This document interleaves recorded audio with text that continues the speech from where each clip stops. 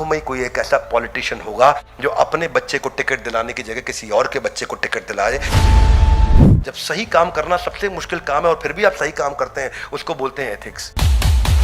अर्जुन जो है ना, वो उसके इमोशन उसके रूट कॉज बन चुका था, उसकी मिजरी, उसके दुख के लिए। टेम्परेचर बढ़ गया, रोंगटे खड़े हो गए, पसीने छूट रहे हैं, आंसू निकल रहे हैं, गांडीव छूट गया, हालत खराब हो गई, गला सूख रहा है, रोने लगा है अर्जुन। वो हालत कब रोए थे आप लास्ट टाइम, उसको याद करो आप। इमोशन होना ठीक है, इमोशनल होना नहीं। सेंटिमेंट होना ठीक है, सेंटिमेंटल होना नहीं। अर्जुन जो उसके साथ बुरा कर रहा है, अर्जुन उसके साथ भी बुरा नहीं करना चाहता। डिफरेंस है between what is right and what you like. और ये आम जिंदगी में बहुत होएगा आपके साथ। आज का जो चैप्टर है वो बड़ा कॉम्प्लिकेटेड चैप्टर है, ये आपकी जिंदगी से निकल के आएगा। देखना, एक आदमी ओनर बनता है जिम्मेदारी लेने से, सही निर्णय लेने से।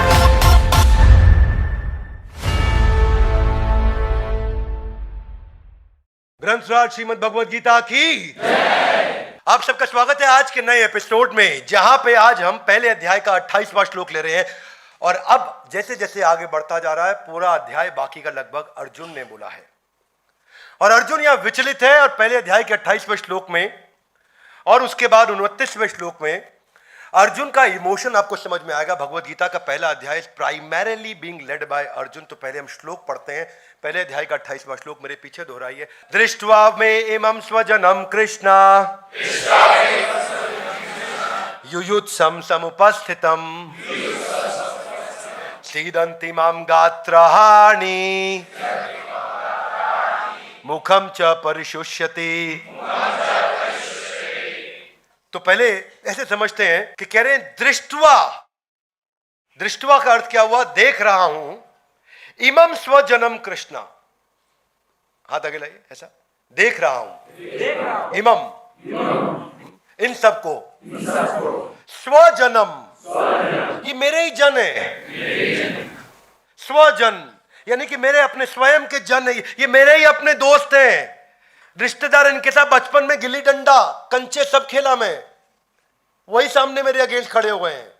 युयुत्सम, युद्ध करने आए हैं। समुपस्थितम, सारे के सारे उपस्थित हो गए हैं। सीदंती माम गात्राणि, अरे अरे अरे, शरीर कांप रहा है मेरा। मुखम च परिशुष्यति, मेरा गला भी सूख रहा है इनको देख के। अर्जुन टेंशन में आ गए उनको देख के। हाँ, क्या कह रहे हैं कि दृष्टवा में, मैं देख रहा हूं, स्वजन मेरे ही अपने लोग आ गए हैं। तो अर्जुन घबरा गए हैं और इतना टेंशन में आ गए। My dear Krishna, seeing my friends and relatives present before me in such a fighting spirit, I feel the limbs of my body are quivering. कांप रहा है मेरा शरीर, थर थर कांप रहा है। बचपन में मुझको याद है, जब होमवर्क करके नहीं आते, टीचर डंडा लेके जब आता था ना, वो देखेगा तो ऐसा बचपन में उल्टे हाथ पे टीचर मारता था, तो ना उस समय शरीर कांपता था, वो याद आता है। इतना घबराहट होता था। और कुछ टीचर के लिए तो सोचते थे भगवान आज एब्सेंट हो जाए, ये ना आ जाए किसी तरीके से इसके घर में।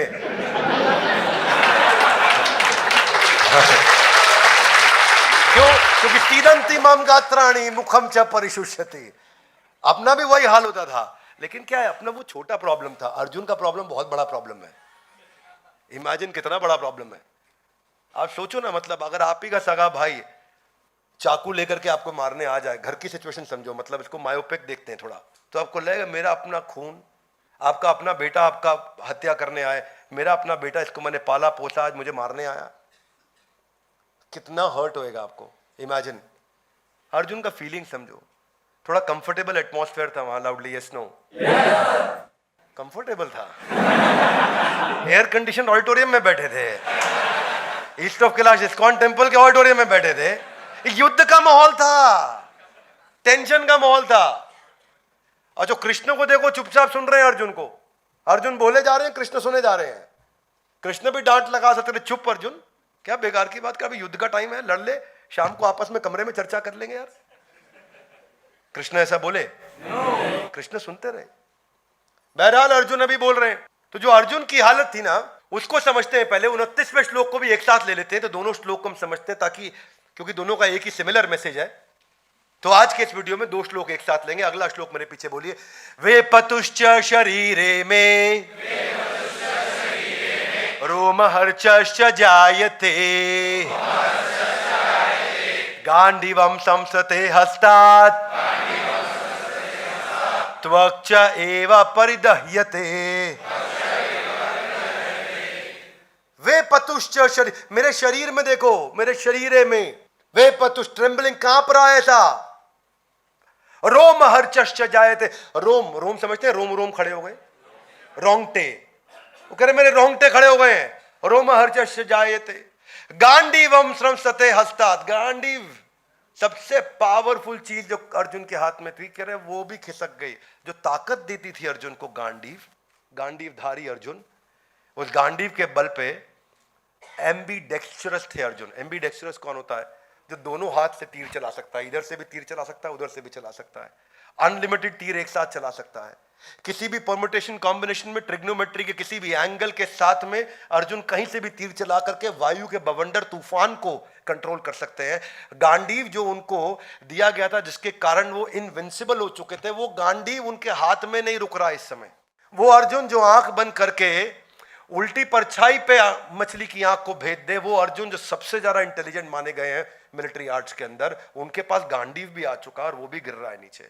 यानी कि आपके पास, आप ऐसे सोचो कि आपके पास सबसे बड़ी जो पावर है, आपके पास सबसे बड़ा समझो जो स्ट्रेंथ है, चाहे वो आपका धन है, आपके हाथ में नोटों से भरा बैग है, तो आप उसको आग में डाल देंगे जलाने, ये भी मेरे काम का नहीं रहा। अब तो गांडीव छोड़ दिया उन्होंने। और क्या कहते हैं?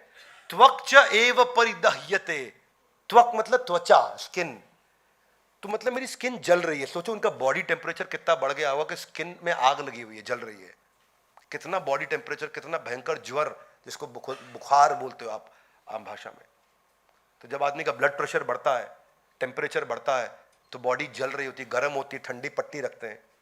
समझ रहे हैं मेरी बात को?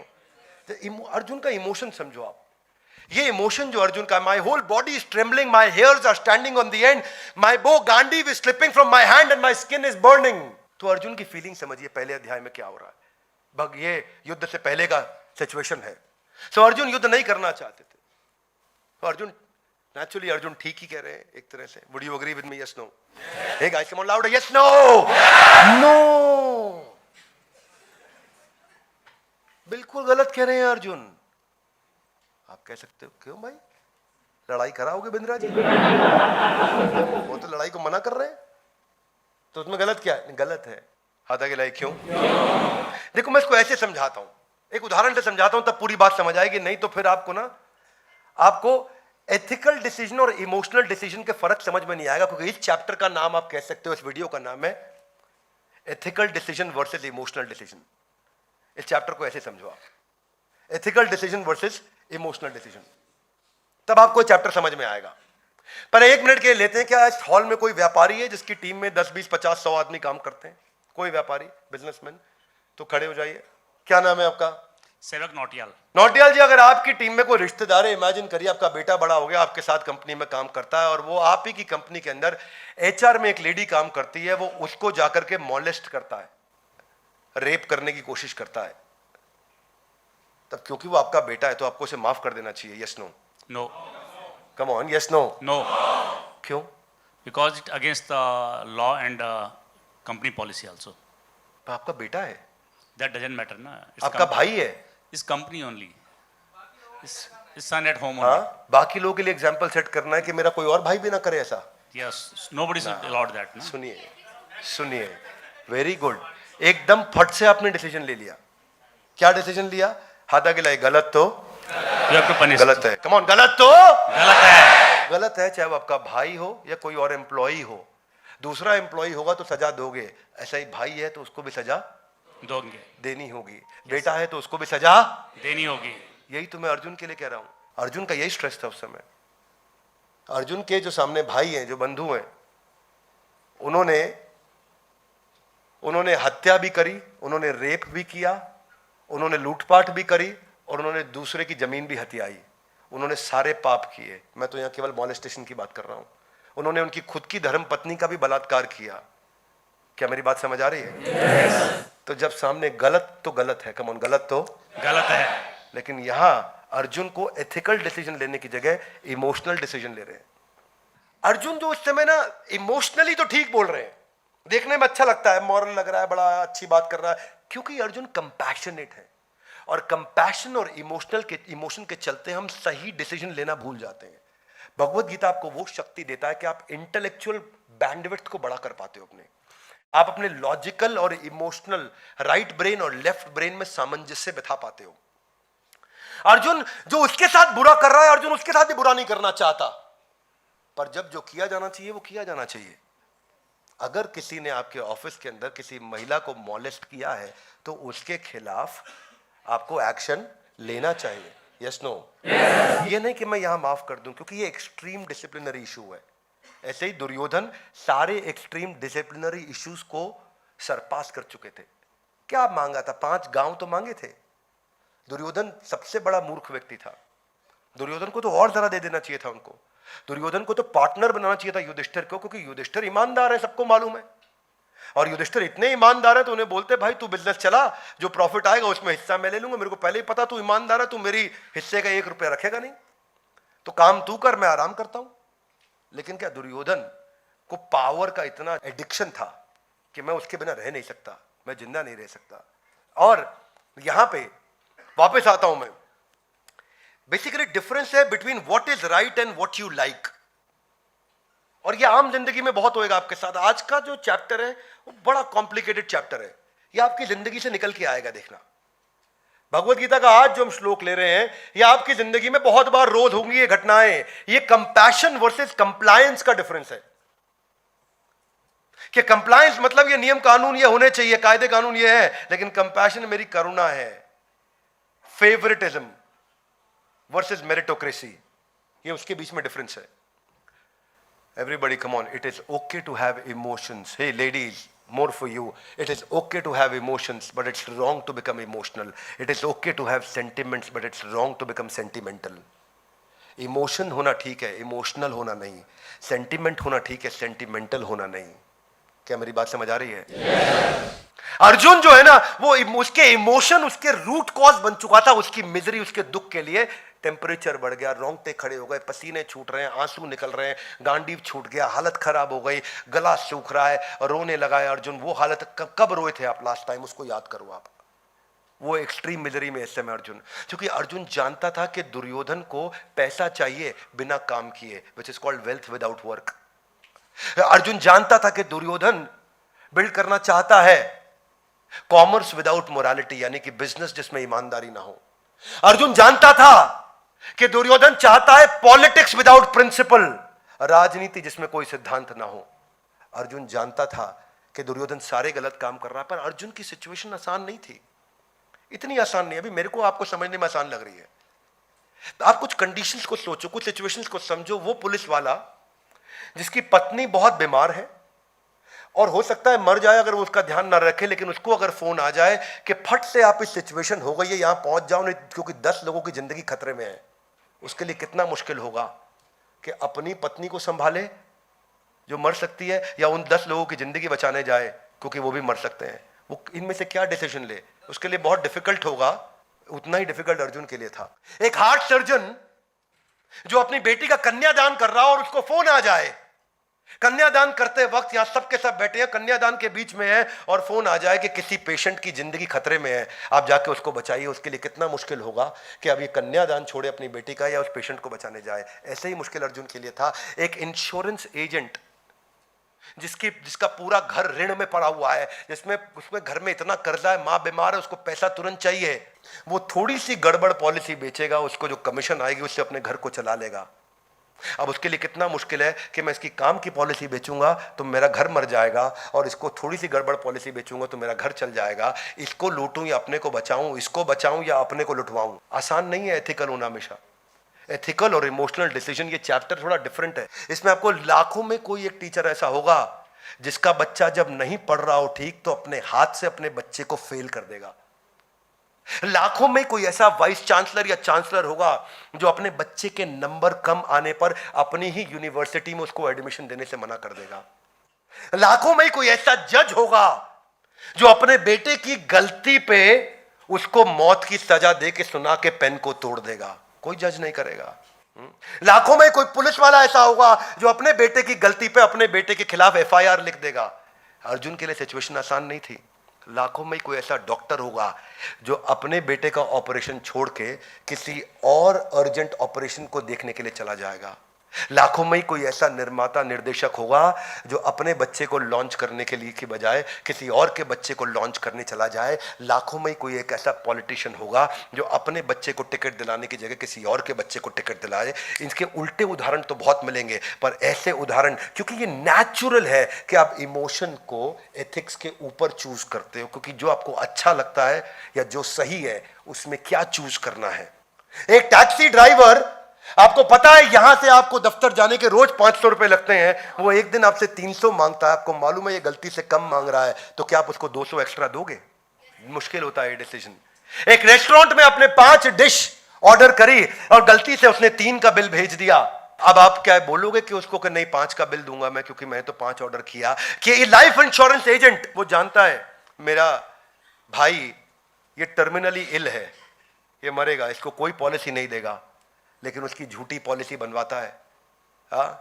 आपका बेस्ट फ्रेंड आपसे एक फेवर मांगता है कि तेरी कंपनी की सीक्रेट मुझको दे दे, तू मेरा दोस्त 20 साल से है और इस कंपनी में केवल 2 साल से है। अब आप फ्रेंड के लिए करोगे या कंपनी के लिए एथिक्स को प्रैक्टिस करोगे? एक ऐसे पिता जिनका सर्वाइवल पॉसिबल नहीं है और आप कर्जे में हैं, और डॉक्टर कहता है कि आप इनका लाइफ सपोर्ट सिस्टम हटा लो, आपका कर्जा बच जाएगा। क्या किया जाए? कर्जे को बढ़ाऊं या उस पिता को चलाते रहूं जिन्होंने कभी ठीक नहीं होना है? एक ऐसा हस्बैंड जिसको अभी हार्ट ट्रांसप्लांट की जरूरत है और उसकी पत्नी के पास पैसा नहीं, उसको लाखों रुपया चाहिए उसका हार्ट ट्रांसप्लांट करने के लिए, और उसका बॉस उसको बोलता है एक रात के लिए मेरे साथ सो जा, मैं तुझे पैसे दे दूंगा। वो क्या करे? अपने हस्बैंड को मरने दे या उनके पास जाए और एक रात वहां सो जाए और फिर अपने हस्बैंड को बचाए? ये डिसीजन टफ होते हैं। क्या मेरी बात समझ आ रही है? स्नो हाँ, एक दोस्त आपका किसी को एक्सीडेंट में मार आता है और आपको अगले दिन पता चलता है कि किसी और को पकड़ लिया गया हत्या के आरोप में, क्योंकि जिस आदमी को ये मार के आया उसकी डेथ हो गई। आपके दोस्त को नहीं, उसको पकड़ा गया है।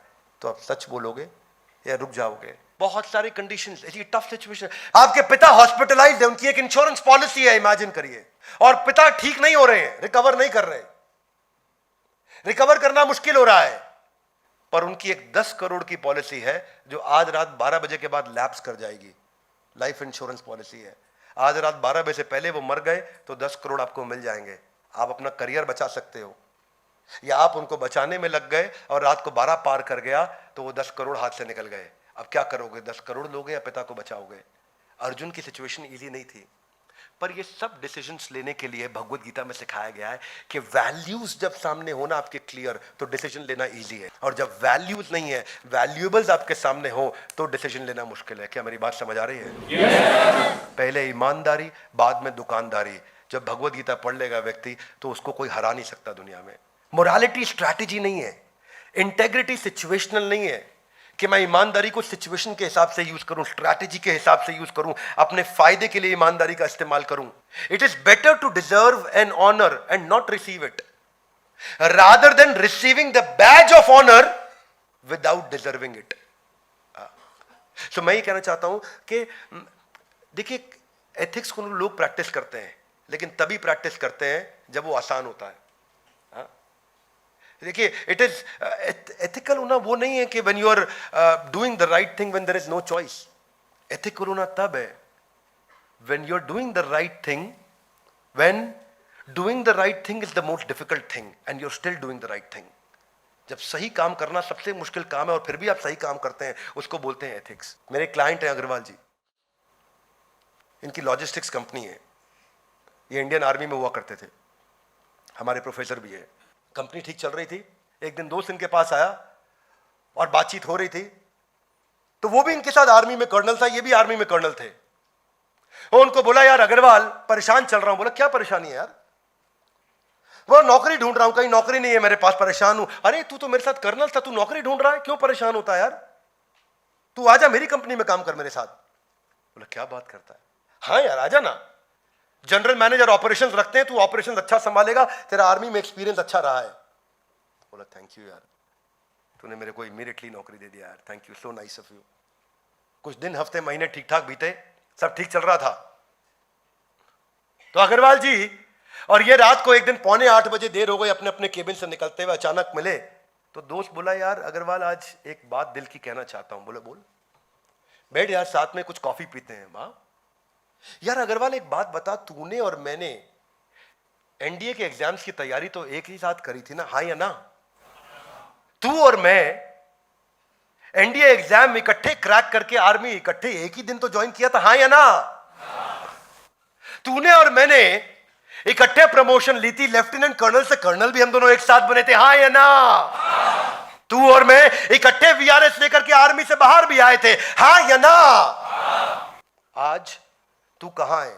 2000 करोड़ की कंपनी का मालिक और मैं तेरी कंपनी में मामूली जनरल मैनेजर। ये किस्मत नहीं है तो और क्या है? ये किस्मत नहीं है तो और क्या है? तो अग्रवाल जी बोले, दोस्त मैं अपनी दोस्ती में ये बात लाना नहीं चाहता था, पर तूने आज ये बात छेड़ दी तो उसका जवाब जरूर दूंगा। जवाब सुनना चाहेंगे? सुनना चाहेंगे? अग्रवाल जी बोले, याद कर वो रात को 2 बजे मैंने तुझे जगाया और बोला, यार दोस्त वो बर्फबारी हो रही है और हम मशीन बिना तरपाल चढ़ाए खुली छोड़ करके आ गए हैं, तो उठ चलते हैं, जाकर के वो मशीन को तरपाल चढ़ा के कवर करके आते हैं, नहीं तो नुकसान होगा। तूने मना कर दिया। तूने कहा रात के 2 बज रहे हैं, इतनी बर्फ में 3 किलोमीटर कौन पैदल जाएगा और वापस 3 किलोमीटर कौन पैदल आएगा? सो जा, सुबह तरपाल चढ़ा दी जाएगी। मैंने फिर इंसिस्ट किया, गलती हमारी है, हमें जाना चाहिए। तूने कहा यार क्या बात करता है, इस समय जाएंगे इतनी बर्फ में? बीमार पड़ना है? तू इंपॉर्टेंट है, मैं इंपॉर्टेंट हूं या मशीन इंपॉर्टेंट है? सो जा, सुबह जाएंगे। मैंने फिर इंसिस्ट किया कि हमें जाना चाहिए, नहीं तो नुकसान हो जाएगा। तूने क्या जवाब दिया? किसका नुकसान होगा? ना तेरा नुकसान होगा ना मेरा नुकसान होगा, सरकार का नुकसान होगा। सो जा, सुबह तरपाल चढ़ा देंगे। मैं फिर इंसिस्ट किया, दोस्त तू नहीं माना, तू अपने कमरे में जाकर के सो गया और मैं रात 2 बजे उठा, बड़े बूट्स पहने, छाता लिया, धसती हुई बर्फ में पांव घुसा के 3 किलोमीटर पैदल गया। रात को जाकर के 3 बजे पहुंच के तरपाल चढ़ाई और फिर पांव में धसती बर्फ के अंदर वापस लौट करके आया और अपने कमरे में आके सोया। दोस्त वो दिन था और आज का दिन है। तू तब भी दोस्त, वो दिन था और आज का दिन है। तू तब भी एम्प्लॉय ही था, इसलिए तू आज भी एम्प्लॉय ही है, और मैं तब भी ओनर ही था, इसलिए मैं आज भी ओनर ही हूं।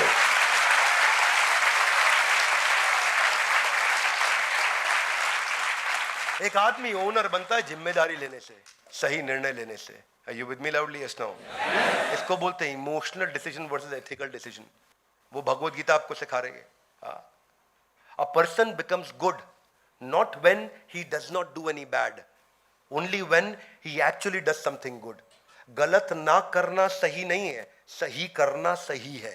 हाँ, ये इंटेग्रिटी जो होती है ना, ये सिंपल यस और नो है। अगर वैल्यूज आपकी ठीक है तो आपके पास या है या नहीं है। कैरेक्टर एक प्राइसलेस चीज है, इसमें कोई प्राइस नहीं है। आपको पता है वो एक फेमस एग्जांपल है, वो स्टील किंग हुआ करते थे अमेरिका के, Andrew Carnegie, the steel giant of USA. Andrew Carnegie बहुत बड़े अमेरिका के सबसे बड़े अरबपतियों में थे। तो एक दिन रात को एक पार्टी में थे किसी जगह, पर क्या उतना अखबार में चेहरा छपता नहीं था रोज के लोग पहचान पाए। तो वहां पे एक महिला से मिले जो बहुत अपनी तारीफ कर रही थी, बहुत ब्रैग कर रही थी। तो उसे बोला उन्होंने, हे ब्यूटीफुल लेडी। बोले यस। बोले मैं एक आपको ऑफर देना चाहता हूं, अगर आप आज की रात मेरे साथ बिताएं तो मैं आपको $1000 देना चाहूंगा। तो बोले पागल हो, तुम्हारा दिमाग खराब है, बदतमीज इंसान, तुम्हें कौन ले आया पार्टी में? बोले नहीं नहीं, आई एम सॉरी, मैं कह रहा था अगर आप आज की रात मेरे साथ बिताएं तो मैं आपको $10,000 देना चाहता हूं। 1000, 10,000, स्टूपिड, घटिया इंसान, कैसी बात करते हो तुम? जानते नहीं हो कौन हूं मैं? नहीं सॉरी, मैं एक्चुअली गलती से निकल गया मुंह से, ऐसी बात नहीं। मैं कह रहा था अगर आप आज की रात मेरे साथ बिताएं तो $1,00,000 देना चाहता हूं। What nonsense. उसने गाली देना शुरू किया, चिल्लाना शुरू किया। वो औरत बहुत गुस्से में आ गई। What are you talking? बोले नहीं, एक्चुअली मैं कह रहा था कि मुझसे गलती हो गई, मैं एंड्रयू कार्नेगी हूं, अगर आप मेरे साथ एक रात बिताएं तो मैं आपको $1 मिलियन देना चाहता हूं, किसी को पता नहीं चलेगा, बस मेरे और आपके बीच में है। तो मैडम बोली कि कैसे देंगे पेमेंट, कैश या चेक? जैसे ही आपने वैल्यूज को प्राइस टैग लगा दिया, वैल्यूज अपनी वैल्यू खो देते हैं। जैसे ही आपने मूल्यों और संस्कारों की कीमत लगा दी, उसकी कीमत वहीं समाप्त हो जाती है। और जब आपका स्ट्रांग वैल्यू सिस्टम हो तो डिसीजन मेकिंग जिंदगी में आसान हो जाती है। शीलम प्रधानम पुरुषे, महाभारत क्या कहता है कि कैरेक्टर सबसे इंपॉर्टेंट चीज है एक इंसान में। इसीलिए कितने भी व्यापारी आए गए, पर हमारे देश में रतन टाटा जी का सम्मान हमेशा बना रहेगा।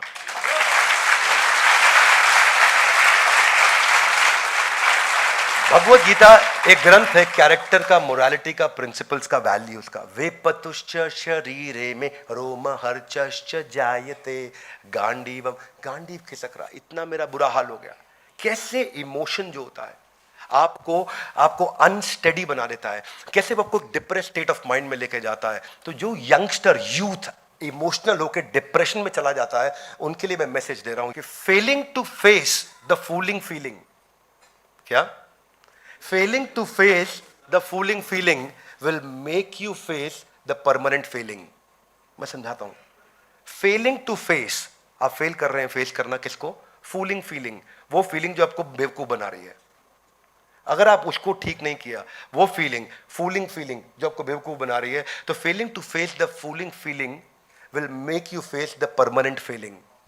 आप परमानेंटली फेल हो जाएंगे अगर इसको नहीं किया संभाला तो। ये डाउन साइड है इमोशनल होने का कि आपकी डिसीजन मेकिंग एबिलिटी खत्म हो जाती है। ये डाउन साइड है कि आपके लॉजिकल रीजनिंग, लॉजिकल जो ब्रेन है वो स्लो हो जाता है। और ऐसे आदमी का पूरी दुनिया लाभ उठाती है। आपको पता है इमोशनल आदमी का हर आदमी फायदा उठा के चला जाता है। यस और नो? इमोशनल इंसान का हर बाजू वाला आदमी फायदा उठा लेता है। और ये जो इंसान है ये नंबर ड्रिवन माइंडसेट में फिट ही नहीं होता है, ये ओवर थिंकर है। और इसी की इसका stress, depression, lack of sleep, lack of diet, lack of hunger सब खत्म होता है। यही सिम्टम्स हैं एक इलॉजिकल पर्सन हो जाने के, जब वो लॉजिकल नहीं रहता। और वही श्लोक में बताया गया है, वे पतुश्च शरीरे में रोम हर्चश्च जायते। अगर अर्जुन ठीक होता तो भगवान उसको उत्तिष्ठ युद्धाय कृत निश्चय नहीं बोलते आगे चल के। तो ये आज का चैप्टर था हमारा, emotional decision versus ethical decision. इसको समझ पाना ये ग्रंथराज श्रीमद् भगवद गीता आपको सिखाती है। ये वो एक लर्निंग है, जिंदगी में सब छूट जाए, भगवद गीता की लर्निंग नहीं छूटनी चाहिए। यही मेरा आप सबको और पूरे देश को और हमारे सारे यूथ को, युवाओं को ये मैसेज है। इसीलिए मैं सबसे कहूँगा कि इस वीडियो को आप फैलाइए, लोगों तक पहुँचाइए, भगवद गीता पहुँचाइए, लोग पढ़ें और अपनी बुद्धि का विकास करें। ग्रंथराज श्रीमद् भगवद गीता की जय।